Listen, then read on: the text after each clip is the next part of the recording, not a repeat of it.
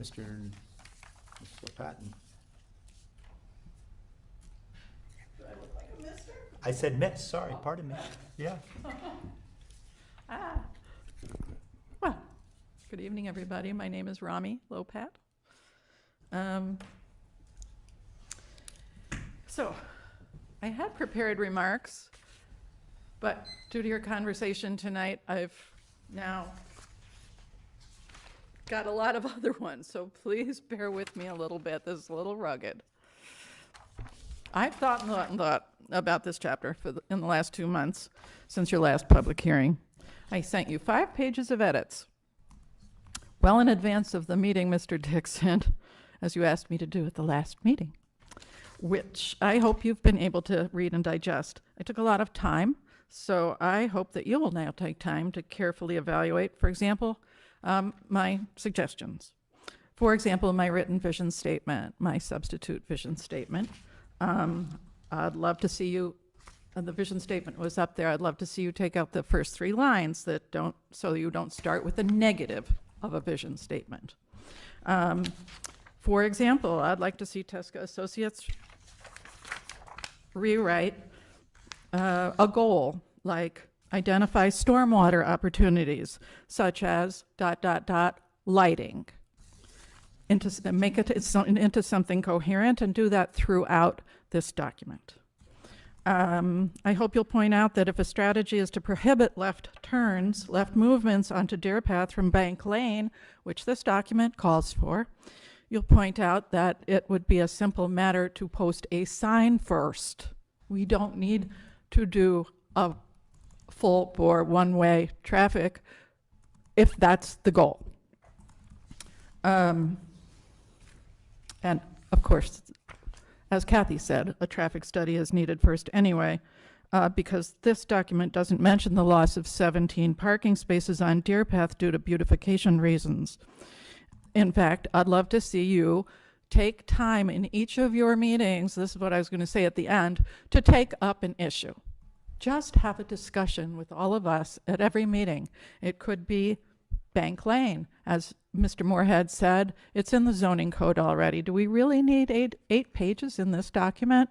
But let's take some other issues that would be great to talk about. The post office, Ms. Nearing. What is its future? This document does not say that we are actively trying to keep the post office right in that beautiful Art Deco building.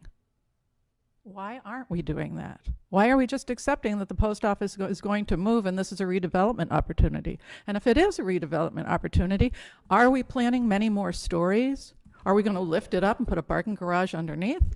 Those are the kinds of discussions that can be freewheeling, that can be easy in the sense of informal, and are necessary to complete a document like this, to have clarity on what our decisions are in the future, in 2025, in 2030, in 2035. This is a 20-year guiding document. It needs to be very clear about the aspirations that we have at this precise moment, looking out over 20 years. And this document gives very, very short shrift to articulating those aspirations. Commissioner Moorhead, you raised a good point. Development parameters. Do you remember the development parameters for McKinley? 1.5 pages. Goals, the larger area, aesthetics, open space. Then they had sub-goals, 1 line each. It was a very clear 1-page document. You could scan it. You didn't have to like the goals, but you could scan it and know what was going to happen. And it was a document that you, the Plan Commission, could come back to and say, did this McKinley project, or whatever project, meet the goals, meet these development parameters? Of course, in that case, I would say most of them got flunked. But the idea is correct. This document should be taken back down to a concise 1-page document that the public can digest and know precisely what you were intending, and then turn it into a longer document. I suggest putting this I don't know what the hurry is here. This 1998 comprehensive plan has been around a long time, so I don't know why we have to approve this instant. I would suggest you take 2 months, I don't know. I think probably close down the public hearing, but it doesn't have to. And let's hire, and this is in your staff recommendations, but not quite clearly enough. Let's hire some outside, not local, outside planners conversant with the unique strategies used by historic downtowns and small cities to come here and offer their views of this document. Let's hold some more public forums like the one that we had at Gorton. We need to circle around and have those informal conversations with stakeholders. In fact, I'd love to hear from developers and building owners. I'm really sad that they're not in this audience and giving you testimony. We need to hear from them. You need to hear from them before approving this. Let's get into the nuances of what we want. I think residents know, even block by block, what we want.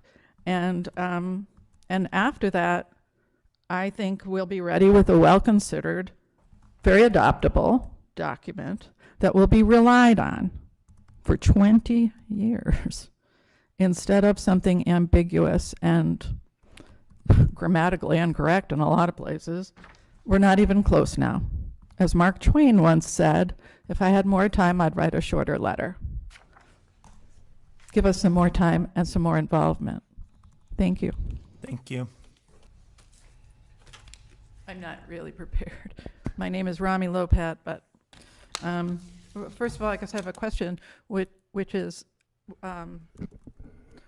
this proposal in front of you in relationship to a particular instance or example? It is not. It's come up. We've approved over the last probably 12 months restaurants and restaurants in town.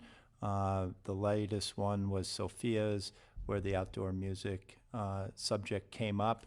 And at that time, we discussed how other restaurants in town had it.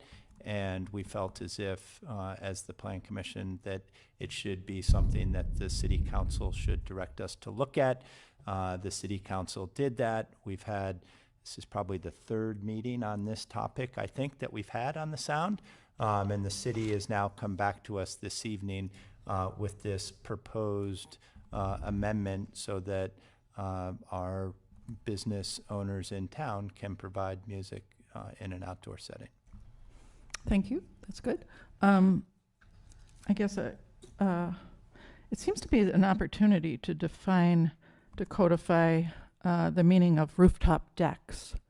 I'm thinking of a building at the corner of Woodland and Western that has a flat roof, that has restaurants in it, and those restaurants could easily be on the roof. I mean, I don't know about the air conditioners and all that, but it does provide an opportunity. And we've had rooftop decks come in proposed for the central business district and near the central business district, and it caused a lot of controversy. So I would say that you need to take a look at that and put it in the code clearly.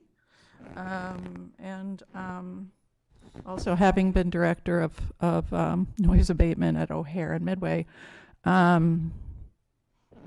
I would suggest that you look at peak ambient levels. Nighttime deserves a big penalty in a neighborhood, especially of residences. And for that example I gave you, there's houses right up against that building. And when you say there's an increase of 5 decibels, that's an exponential increase. That's not just 5 decibels. That's 25 decibels. So you have to be very careful. It sounds minor, 5. No, that is not. You should definitely consult a diagram that shows what various decibel levels actually mean to the human ear, because you may be getting a little bit more than you're counting on. So that's all I have to say. Thank you. Thank you.